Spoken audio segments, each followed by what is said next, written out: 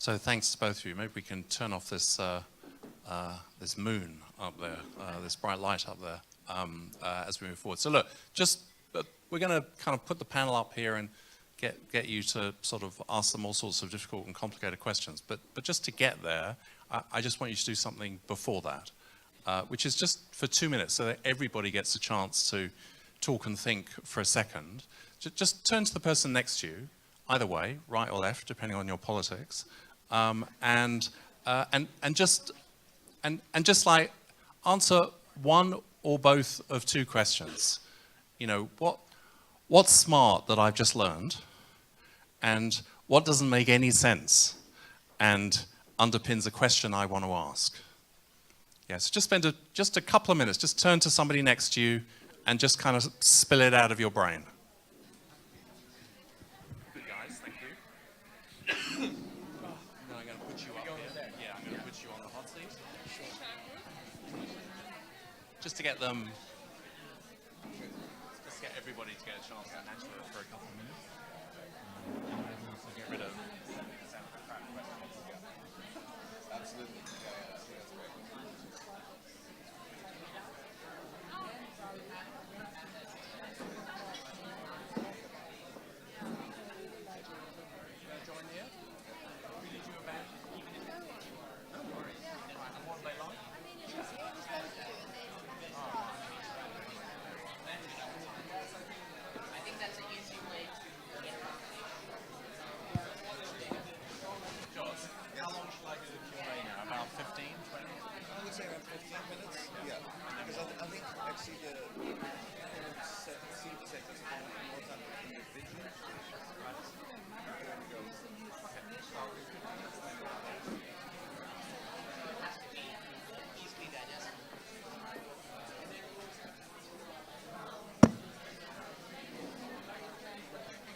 One minute.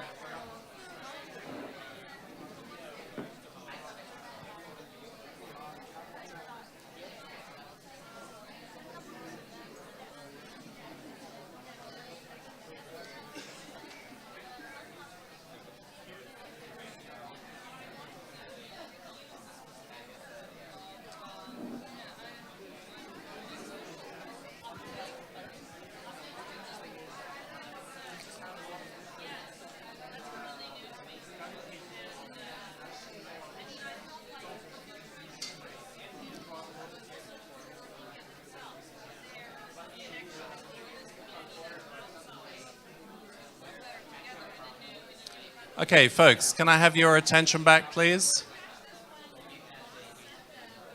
Ladies and gentlemen. Thank you. Okay, so let's make a start. Thank you very much. So what I want to do is just take just a few comments or questions. If it's like a super geeky question, don't ask it. Just don't ask it. Ask them some other time. You know, like, how did that bit of tech work on that? Just sort of leave that out of the room, because I don't think that's our focus. You know, sort of questions that try and figure out, you know, what are the boundaries of what they're proposing can really do, but also questions that are already trying to translate it into your world. So information you need from them that can help you figure, is this irrelevant to what you do, or does this provide some insight to what you do? So I'm going to take just a whole bunch of questions and comments, one after the other, and then you've got to remember them all and respond to everything. So, sir, do you want to just, since I don't know who you all are, why don't you say who you are? Leif Kalev, Professor, Tallinn University, Estonia. Thank you, it was very interesting. As I have one question I will ask concerning Rohingya community. One of my fields is building up states and state capacity. Somehow it seems you're also building up a state or something like that in specific fields. You create basic identity infrastructure, funds, community. So I started to wonder, how far could you envisage in going? You could also build up some kind of system of representation or virtual representation of interests. you could build up maybe some education or cultural sphere, maybe some at least voluntary public order institutions. So have you thought about that, and what are your thoughts?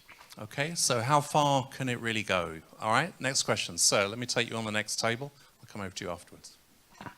Thank you. My question is on Just this. tell us who you are, since I don't know. Yeah, I'm Delaware. I originally from Afghanistan, but I work for UNDP Azerbaijan as DG policy advisor. So my question is on this health passport. Well, that's a good idea to that the burden from the public sector is given to the private sector, and with this innovative ideas, we can contribute. But the question is, when such practice becomes a public policy, then citizens come first before refugees. So we have to think about that. So we cannot just say, okay, health passports for refugees, while even in European countries, we have people that are not covered by insurance, health insurance. So you have to think about that before we jump into this kind of, ambitious, innovative ideas, that traditional donors will not buy it, to fund such kind of initiatives. Thank you.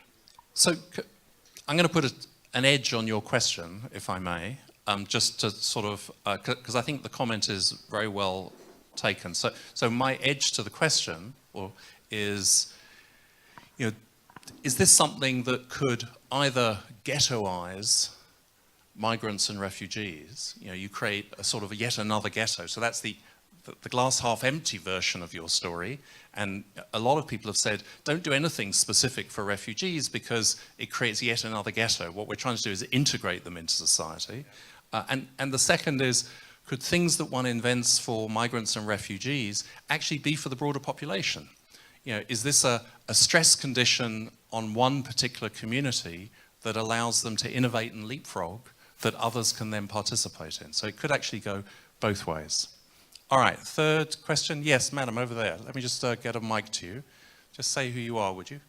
Hi, I'm Shelley Inglis. I have a really stupid question, and I'm not a tech-savvy person, but do both these systems fall down where refugees or Rohingya do not have phones? And in the case of the lack of access to phones, are you suggesting systems for distributing and how you would distribute then those phones and knowledge about the particular applications that they need to upload and then engage in your services? And presumably that's not just phones, that would also be cell coverage. I mean, the whole sort of just digital access. Right, sure, yes. Sort of digital access infrastructure. Thank you for making it a better question. All right, let me Thanks. just come over to here, please. Thank you. I'll come over. My name is Robert Bernardo. I'm with the NDP Istanbul Hub. Thank you. These are fascinating. The issue of digital identity for the Rohingya, because you mentioned also earlier that even those with proper identities had been denied access. So I wonder whether digital identities would really solve the problem, because it might be about deeper biases or discrimination that's actually affecting much of these, which I'm not sure if the identity itself would actually solve. So your thoughts on that? Thanks. And one of the points that UNHCR continually makes is that there are quite a lot of refugees that don't want to expose any aspect of their identity whatsoever, for all kinds of reasons that stem from their original flight. Yeah? And so how does one both provide data that gives them access to services and opportunities, and yet really ensure that their privacy can't be hacked? Maybe there's a sort of mixture in there. Okay, I'm going to take 2 or 3 more because these people can remember incredible amounts. Yeah, so madam, I'm going to come over to you. Marian Kramers from Democratic Society. A bit following on to the point you just made, I live in Brussels, where we have a lot of trans migrants or trans refugees that want to go through Belgium but to somewhere else, usually the UK, and by hook and by crook are trying to avoid anything that would register or keep them in Belgium. And how do you avoid migrants being resistant, or refugees being resistant to this kind of initiatives because they see it as a way to anchor them in a certain place when they want to be elsewhere or back home? And presumably why they don't want to stay in Belgium, you don't want to share with us. Right, no, we'll leave that for another time. Right. I'll just pass back one. Thank you. Thank you, Zeynep Bashar. My question is, it's a very broad one for us all to think about, but I'm really curious what you think about this. Like, one thing I find fascinating about these experiments, as we call it here, is that they actually include a lot of intersection between different technology and social problems coming together, and at the same time they require a lot of technological knowledge, which doesn't really exist mostly within the host communities. So almost always that requires some external developed nation integration. Like in your case, for example, I think this NGO was very lucky to have met you probably, right? I mean, so like, I think it's like, what could we do to address that? Or do you think this is something like addressable? And maybe a less important question is, I very much liked the idea of long-term constructing a virtual community. And at the same time, I was thinking that, like, as you're building this, like, for phase 1, phase 2, phase 3, at the same time, you will be, that you will have this challenge of constructing a social, a certain culture and certain norms and principles, and these people will have to instill it in them to be able to sustain this, I mean, the Rohingya community. And, like, have you thought about that? Okay, I'm going to take two more and then cut out because they're overloading, I can tell. So I'm going to come over here first, then I'll come to you, sir, and then I'll just call a halt on this round. Thank you. Alma, UNDP Bosnia. I have a question for Vas. Did I understand you correctly? You said a refugee can sell their data. So that's it was an optional extra. That's it. Right. That's it. Thank you. Sorry, no, wait, that's unfair. No, just hang on to the mic Hang for a on, minute. okay. So cough it up, you know, good thing, bad thing, what do you think? No, I thought that was really interesting because that was so out there. And I wonder, like, okay, so if they can sell their data, so there's a supply, and would this be just subject to a typical supply-demand principle? And they would receive something in return for selling this. So I'm just wondering, have you elaborated this further? Because it sounded like whoa to me. Okay, there's a whoa, got it, thank you very much. And last one, gentleman with the beard here, thank you. It's Hussein from Health Directorate Istanbul. Both projects are very much dependent on the users. Each project have to reach enough user to establish what they want to achieve. So how they plan to gain this amount of user? Because if it is not enough user, the Rohingya project, you cannot build the ecosystem to run financial transactions enough to build a community. And also the other one, the medical passport is more dependent on users, in other words, clients, because there is a lot of EHR applications around here, and it needs to be adopted widely, or any other solution to integrate current applications. And so the question is a critical mass question, is that right? Sort of scale. Is that principally the question you're asking? Yes, yes. But it is vital to them to reach enough scale. Right, got it. Okay, thank you very much, Nate. So so here's the cheat, right? So you don't have to answer the questions, right? That's the trick. So you can just ignore people you didn't like the look of, or who are trying to give you trouble. But sort of, and then it'll all be transparent. So if you give everything equal time, nothing is interesting. So pick out 2 or 3 things that that you can throw some light on, and try not to overlap with question answers. Please, why don't you start? Okay. The gentleman from Estonia, actually, I wasn't surprised that you're from Estonia, given the nature of the question, right, on the virtual state. I mentioned in my talk. Even positive profile. we're taking a step-by-step approach, and we're seeing where the project evolves, and we don't try and have necessarily a political objective with it. We're very clear on financial inclusion being our primary objective. But yes, the idea of a community is different from a country or a state, right? So a virtual community seems a more tenable and achievable goal, right? Because even at the most maximalist conception, we think that it will probably not encompass all the 3 to 4 million Rohingya. And you know, when you talk about state, you talk about governance structure. Then certain applications that we want to use become politicized all of a sudden. So that's not really a discussion we're having at this point. Yes, having a community is a different matter. There's a question on phone access, and you can probably answer from yourself. But in terms of the Rohingya, we did surveys earlier this year, and nearly 100% of Rohingya, at least in Malaysia's case, have cell phone penetration. Now, the reason we make the distinction between refugees and stateless is that many of these stateless, they have a local friend, and through them they get a SIM card and they manage to get a cell phone, whereas refugees who come immediately aren't likely going to have cell phone access. So that's one reason we make that distinction. Yes, in terms of scaling up in the project, there has to be a feature that allows for not just a person to be able to input one user through their cell phone, but perhaps their whole family as well, so it can be much more scalable. And then maybe I'll answer a couple more questions. One was, okay, yeah. On the resources issue, okay, I think it was mentioned by you.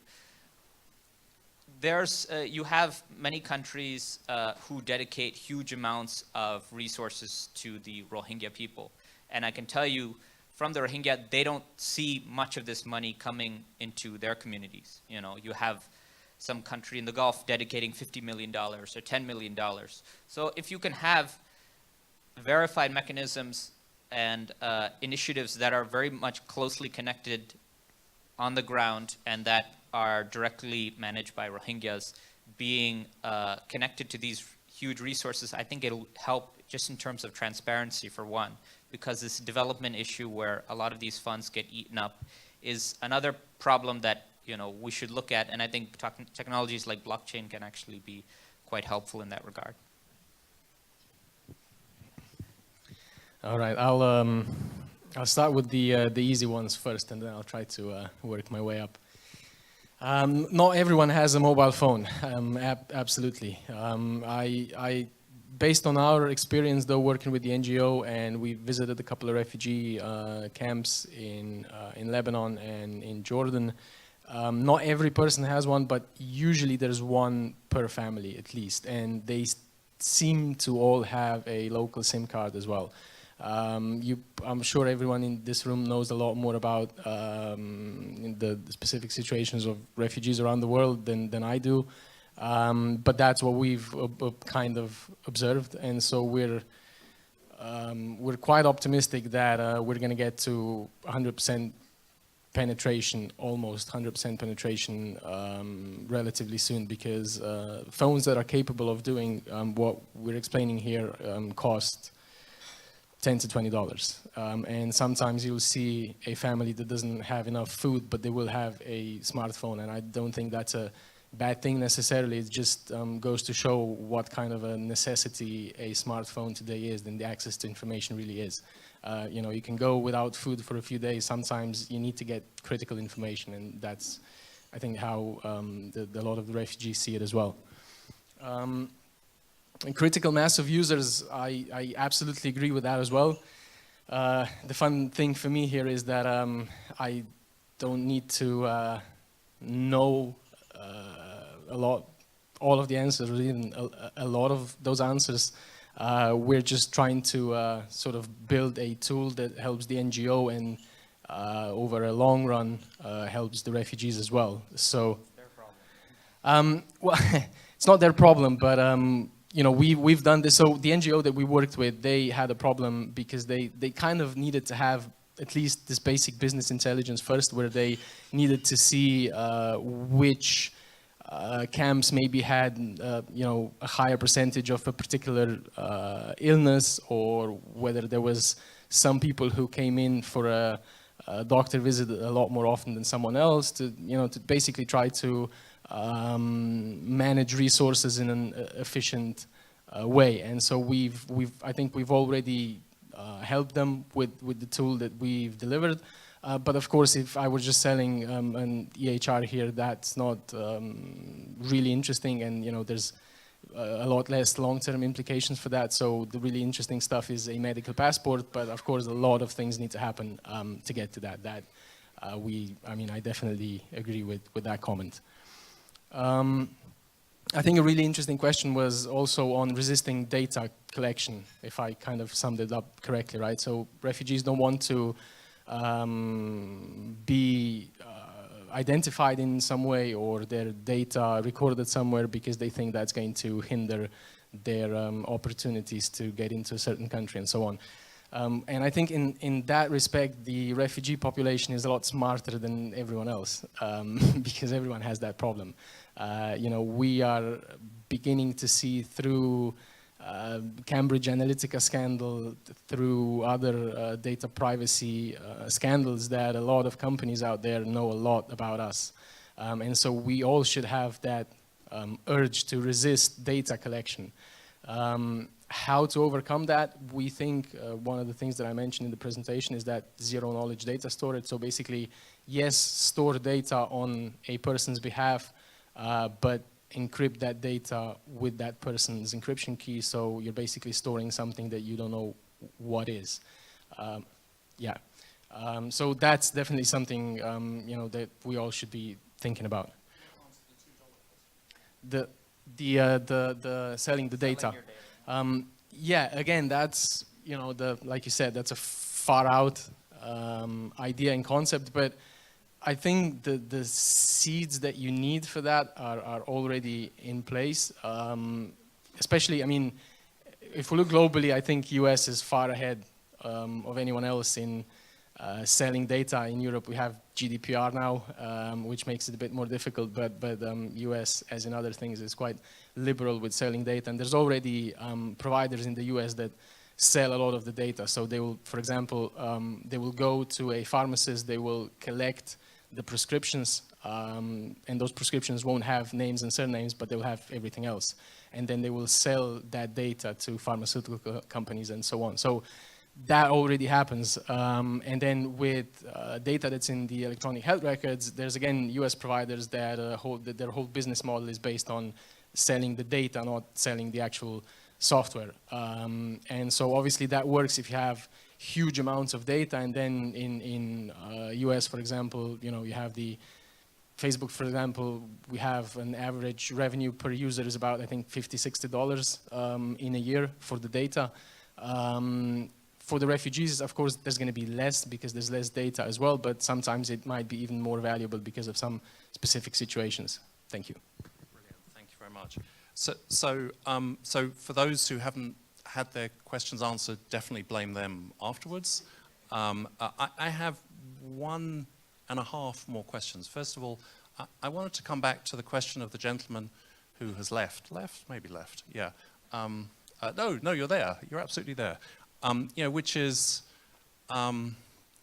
helping a sub-segment. You know, how does that relate to the bigger project? You know, so you're working with Rohingya, maybe in Malaysia, but many other people in Malaysia needs access to services that they don't have. If you were working in Bangladesh, that would be the case 20 times over.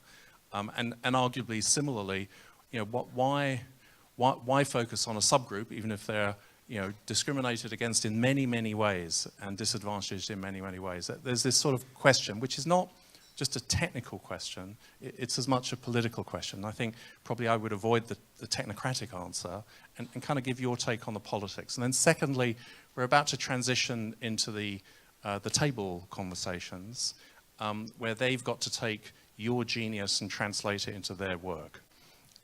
So help them out.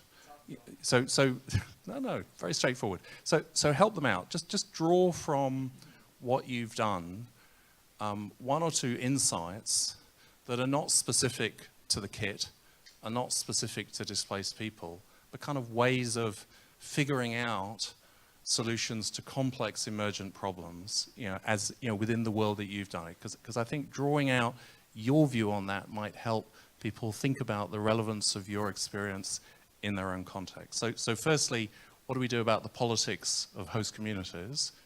Yeah, and then maybe that second kind of concluding comment, perhaps from both of you. Why don't we start with you this time? Thank you. I said I was going from the simplest to the hardest question. That's why that one was left out, but you didn't let it go. No, I absolutely. I mean, it was a brilliant comment, and I agree with that. That in a way, focusing on a solution that is specific to a particular group, maybe at the end does more harm than good, because it doesn't. It sort of creates a ghetto. I definitely agree with that. It's difficult not to give a technocratic answer, because one of the problems when building products is that people don't use products just because they're good for them, and that's a problem with adoption as well. And so if I translate this into our case here, where we have a personal health record, we all know that having data about our health data in one place would be really useful, but it's usually useful once every 10 years, and so we don't really care about it. But then once every 10 years we do care. And so that was why we targeted the refugee population specifically, because we think that they experience this pain a lot more than someone else in a different situation. That was sort of it. But again, we're just trying to sort of treat the symptom here, but we're not treating the whole problem, or the cause of the problem, and obviously that is a much larger and more difficult issue to tackle.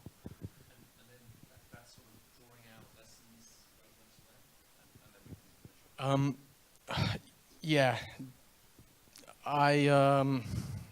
I guess one of the things that I would point out is basically what I already just mentioned, is that people won't use a tool just because it's good for them, and that's something that's really difficult to understand or comprehend sometimes, but that's how we work. And so it's when you're designing a solution to a problem, because you're thinking about that problem all the time, you think it's so important that once you have a solution, everyone's going to flock to it and start using it. It's rarely the case. That's one thing. And then maybe another more specific thing that I would point out is that I think, this mantra of data being the new oil, sure, but that doesn't really solve anything or tell us anything. I think one thing that we definitely need to think about is how data is important in today's world, not because it's new oil, but because it touches upon our basic human rights, which is privacy, which is identity, and so on. And so that's something that I think we would need to think about a lot. I'm going to ask you to skip the first question for a bit, so I just want to ask you to focus on the sort of build out. Okay.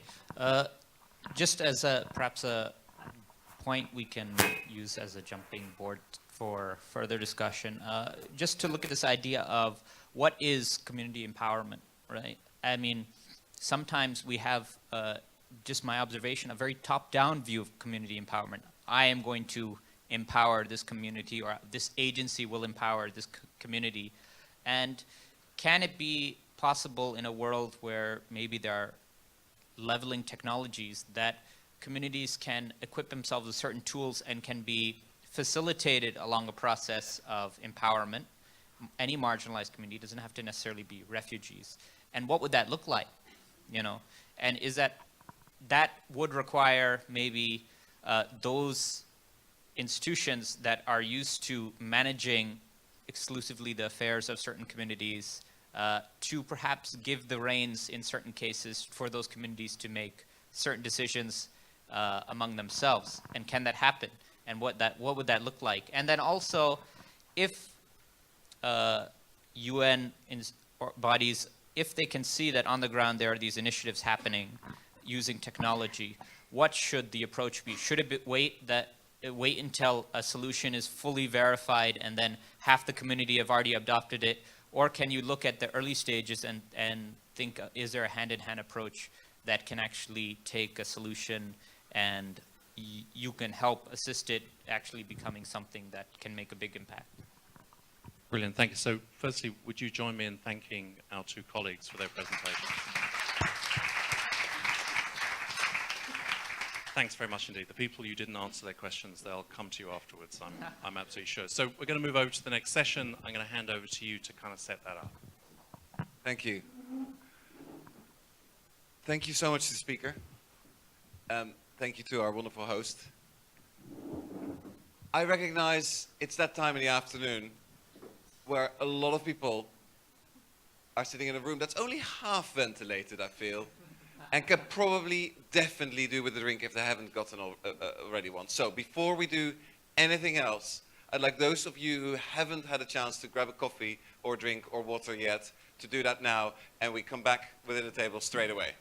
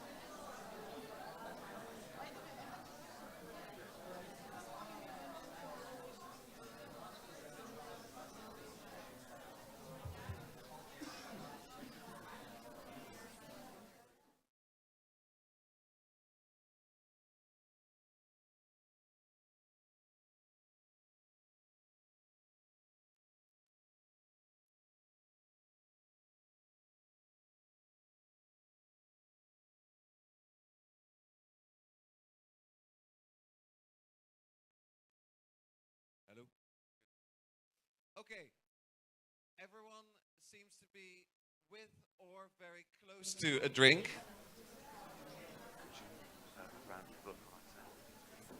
So I suggest we get started again, because we have work to do. We've had two incredibly rich conversations, incredibly rich presentations and demos. And there's a lot of principles to work with. So whilst Nilgun rounds up people from outside, I'd invite you all to get settled. And can I just have a show of hands? Who here are table hosts? We have 1, 2, 3, 4. Okay, 5. So we have plenty of hosts. Great. Fantastic.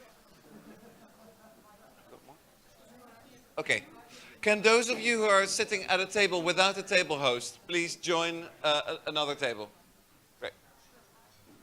So can you join this table?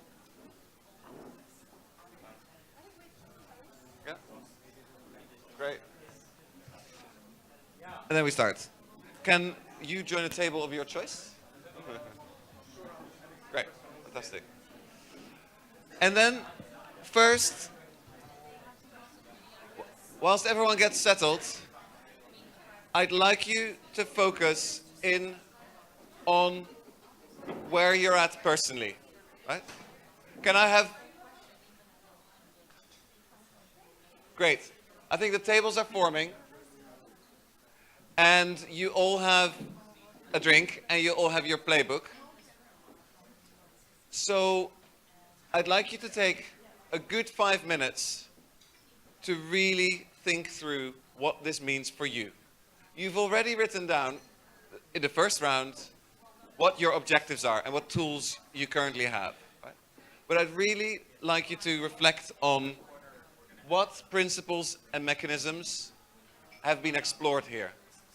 What principles and mechanisms of working with online communities, with new forms of data capture, data selling even.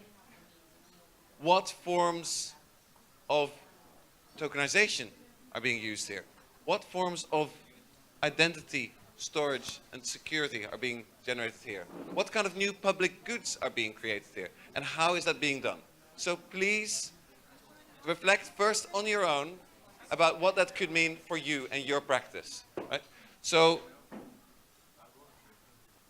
we have, for this, pages 16 and 17 in that playbook. Pages 16 and 17, where the question is, what are these principles and mechanisms? What makes them different from current practice? What is this, and then what does this mean to you? I'll give you a good 5 minutes for this. Please go for it.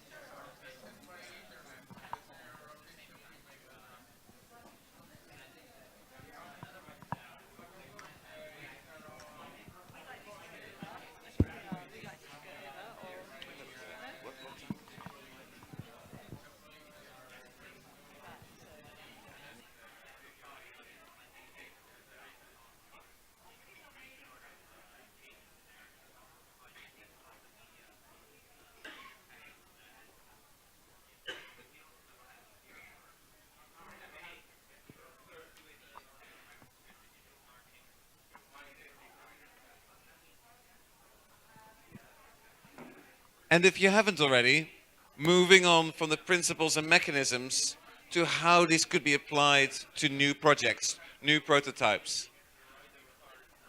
So many new themes are being explored here, which give rise to fundamental questions. and there's a lot of discussion going on already. But think about what this could be in your project. Think about how these new digital communities, these new blockchain technologies, could apply to what you could be doing next.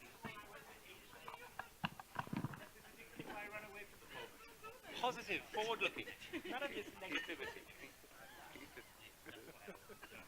I am trying to keep them. I'm trying to keep these. I'm trying to keep them on the rules. Next time we'll have. Next time we'll have.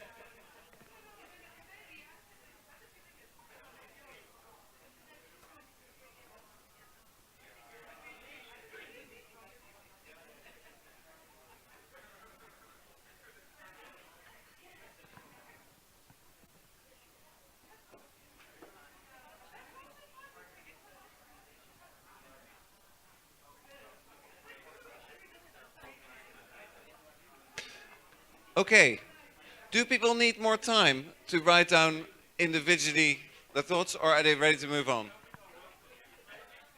Okay, take a little bit, take a last minute, go for it.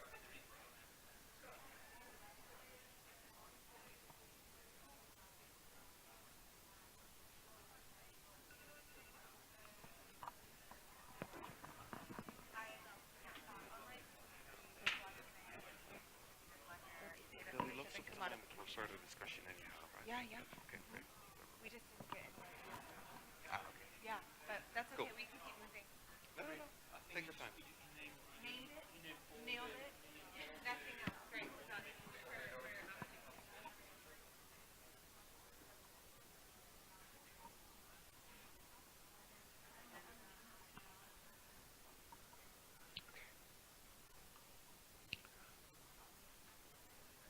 Okay.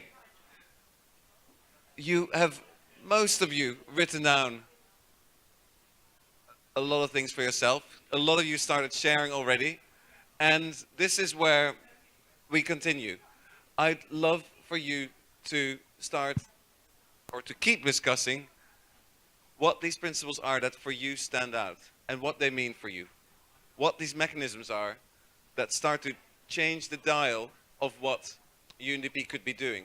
What kind of prototypes you feel need to be created to scope out what these challenges to our governance and these opportunities actually mean? What would be a sandbox, a testing ground where you can start to work with some of these questions? How could you formulate a project that would start to investigate this in more detail, right? A series of questions were asked that perhaps haven't been answered, right? How could you create projects in your practice that really start to investigate this in more detail? Because that's where we'd like your feedback on. Take some time, introduce your work to each other if you haven't already, introduce your thoughts to each other if you haven't already, and start moving on to those ideas and principles. And use the mat. The mat is there to be written on, right? The new applications and ideas can be noted down there. The principles and mechanisms, there's a series of examples already, but feel free to use it to scribble and to keep a record that way of what you've been doing. You have around 20 minutes for this, so you have plenty of time.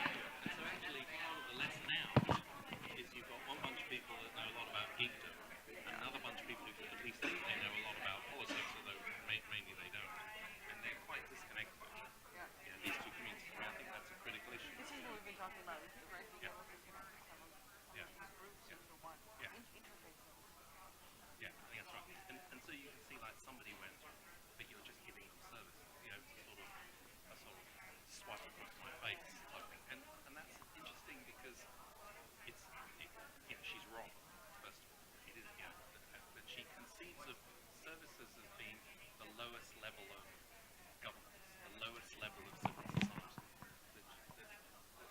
The imagination goes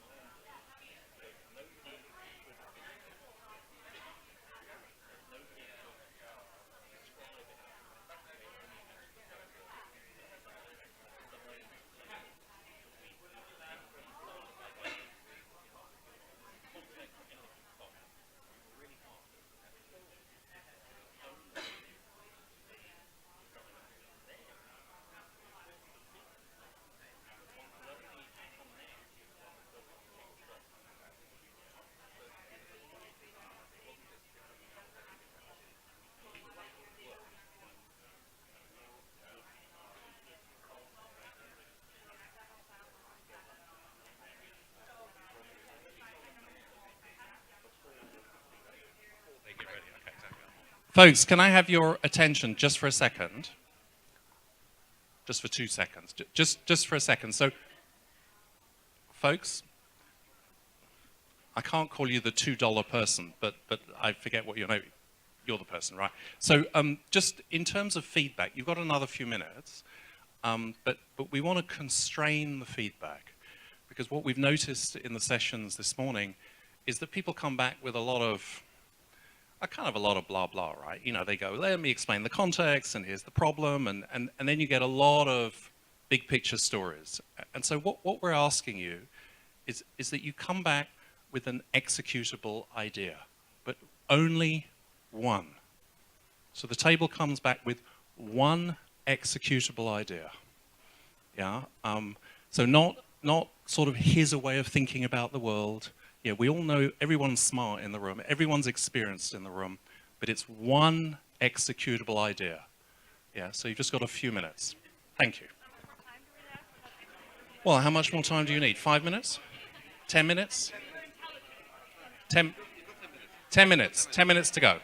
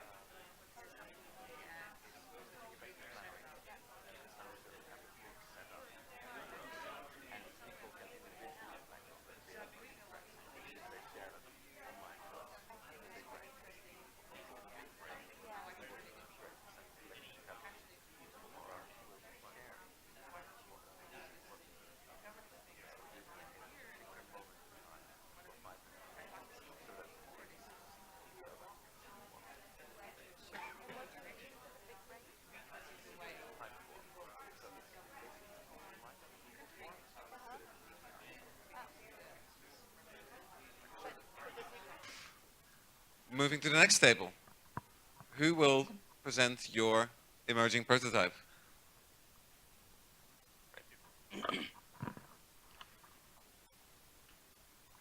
All right. So we talked about the three principles. The three principles we came up with are identity, privacy, and KYC. I guess that's more of a technical term, but KYC. We had a couple ideas. One was know your customer. Know your customer. We have two ideas. One is, I think the one thing the guys, I wish explained, is how they implement, how they prevent data from falling into wrong hands, for instance. Especially when you talk about, when you collect information about a persecuted group, that information can fall into what if it falls into the hands of a rogue entity, or, you know, now you have a curated list of all the people and information from, all right, okay, so that's one, the privacy protocol. And the second thing was, if you keep track of events, like political events, geopolitical events, weather events, you know, all sorts of events, then you can sort of create a model where you can predict when the next migration will happen, or something like that. So, thank you. Thank you very much. Two very good ideas. This table has been busy at work as well, and has come up with one prototype. Thank you.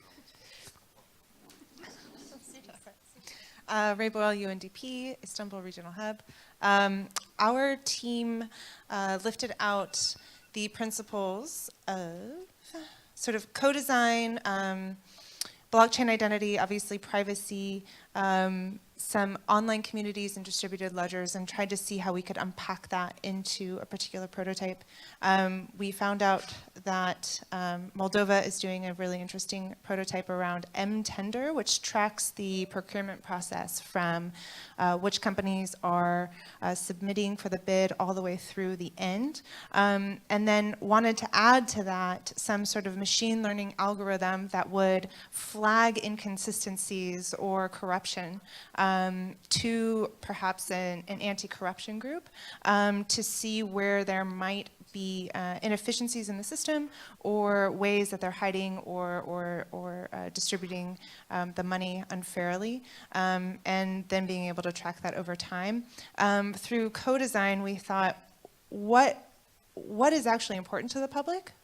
If there is going to be a sort of dashboard interface for the accountability, what does that dashboard look like? Is it designed by the government, or perhaps it's designed by the public to actually demonstrate what is important when you're exploring transparency in the procurement process? Fantastic, and all that within less than 2 minutes. Thank you so much. Moving on to this table now. Who will take the mic?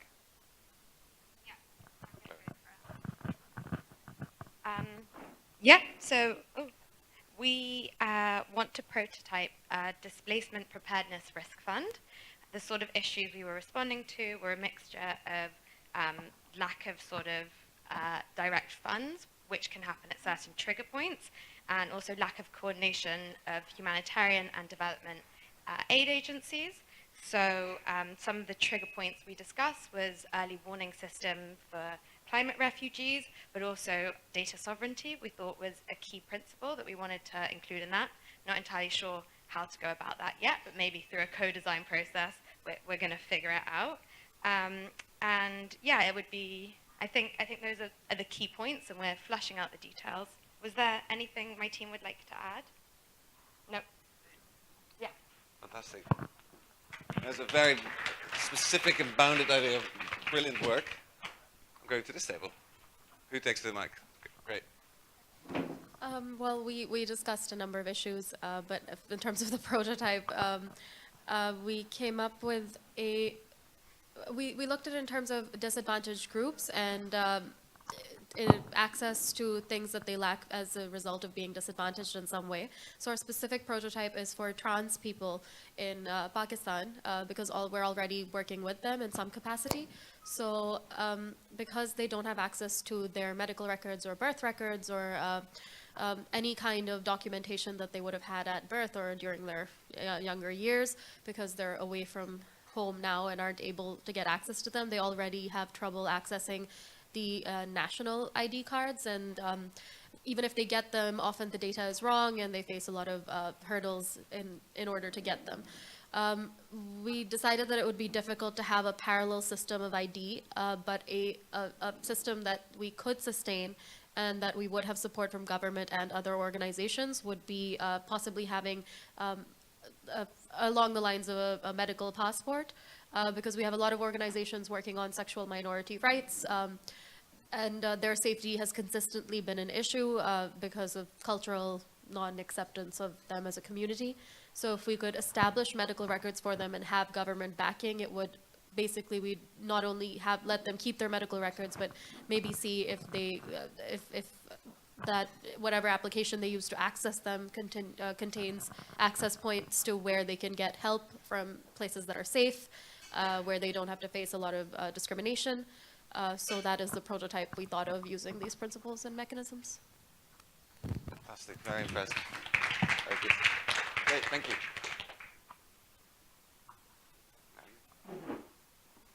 Right, thanks. Martin Gramatic of HIU, Innovating Justice. First, our group has a name, and the name is Happily Married. And this will connect to our innovation. The problem that we are addressing are non-registered marriages. In many countries, a lot of couples do not register their marriages for different reasons, which is leading to a lot of problems, mostly legal problems, but also economic, social, cultural, etc., etc. So our solution is very simple. When a couple is getting married or is starting to live together, community figure like a paralegal, village chief, a priest, etc., is making a photocopy of the marriage certificate. Or it might be just a piece of paper saying that these two people on this particular date entered into some sort of partnership. This thing is being digitally signed with the private key of the paralegal, the chief, etc., etc. And then you have a proof that on a certain date, this thing happened. So we think this is a relatively easy, achievable and scalable way to register marriages and then to prevent a lot of problems from taking place. Of course, afterwards, we are going to work with politicians to amend the legal framework to make it even more functional. But basically, this is our idea. Thank you.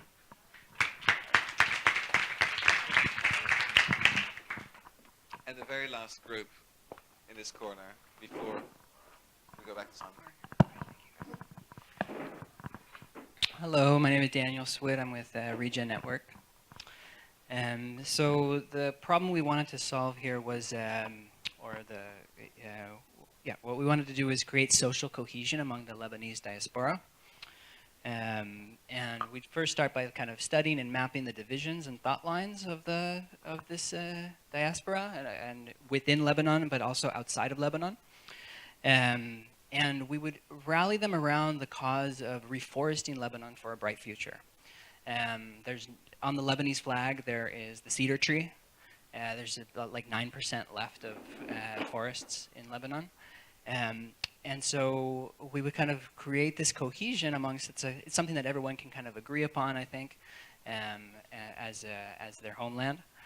And then, so that's one side. And the other side is what we would do is basically engage NGOs that are already planting cedar trees and engaged in reforestation, and basically issue tokens that are backed by that Ecological Regenerative Act, right? So, you know, you have tokens or coins that represent the planted trees.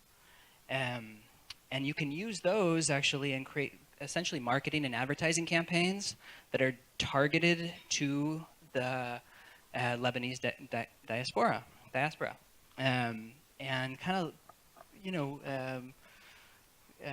gamify a little bit the divisions amongst all of these different groups and see who can actually plant more trees, right? And as their divisions, you know, they can start to basically replant trees in Lebanon. So, yeah.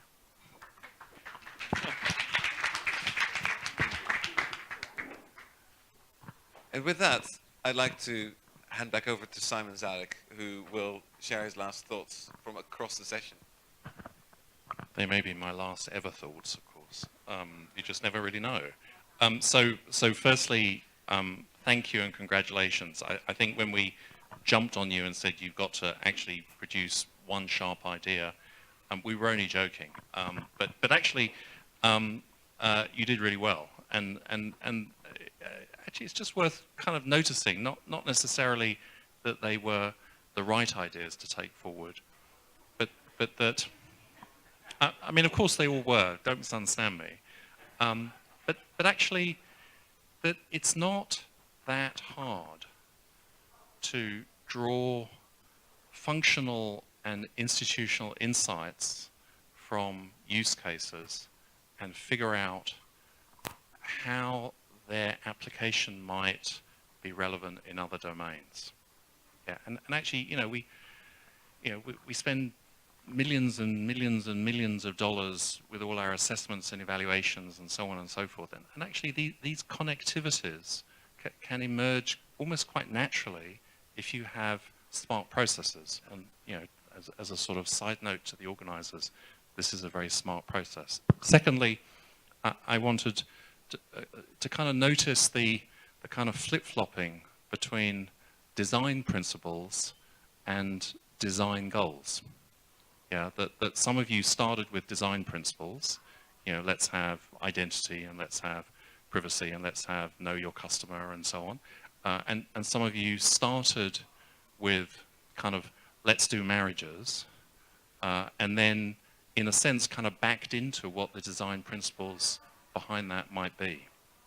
Now, I don't know if there's a sort of a golden rule to this, but my own experience is that the first route tends to give one somewhat abstract ways of thinking about design principles. That doesn't make them wrong, but it makes them quite abstract. So yes, privacy is important, yes, identity is important. So, whereas coming in through the second route, which is to work with a design that has a functionality and an outcome goal, and then backtrack into a set of design principles, that has tactical dangers because you can go wrong, but sometimes the principles that emerge from that are somewhat more granulated and somewhat more aligned to the performance of the design idea. So I quite like the second route, although I understand that there are sort of different views on that. I heard principles to do with function. I heard principles to do with the integrity of a system. I heard principles to do with protection. And I heard principles to do with opportunity. And I want to just touch on the protection and opportunity side. So on the protection side, there was, the privacy of data and the kind of array of stuff that we normally assume we are, as the UN certainly, principally in the business of ensuring. That at some level we instinct towards governance as accountability, governance as protection, governance as security, governance as control, governance as compliance.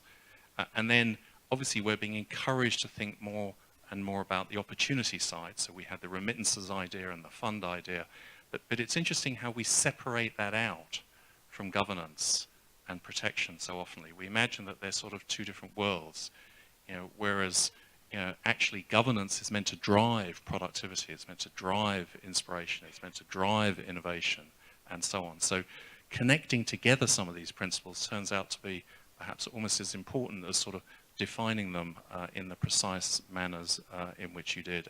And then finally, and I'm probably projecting, so sort of reading this in, but what I heard in a number of examples that were put out in your short sort of snippets was the importance of interconnectivity. Sometimes interconnectivity to what I've previously called sort of the incumbent system, the role of the state in a whole series of ways. Sometimes interconnectivity to other parts of the system. So if you want to do something on remittances, there's a whole value chain of actors that have to be engaged before you get anywhere near avoiding remittances all flowing into consumption and trying to channel some of them into longer term lending and investment. There's a sort of huge ecosystem that one has to build up before one gets anywhere near sort of what kind of a fund should we have and what should we do with it. And I think that would also be the same with marriage, although I don't really want to go into that right now. So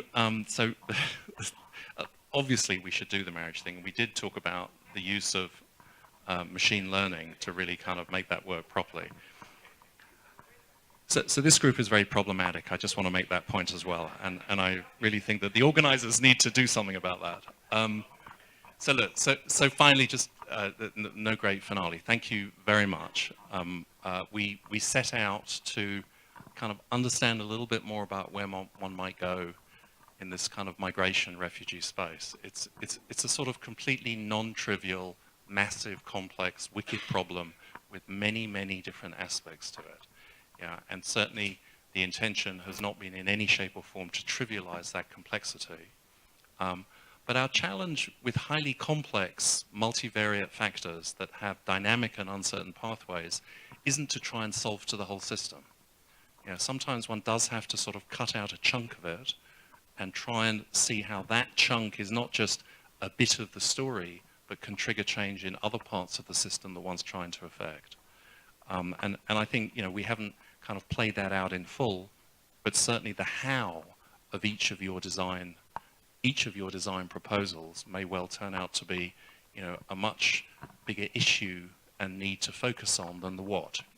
The what is clearly organized marriages, but the how one does that becomes really the critical issue, and the same with remittances and funds and the other proposals that have been made.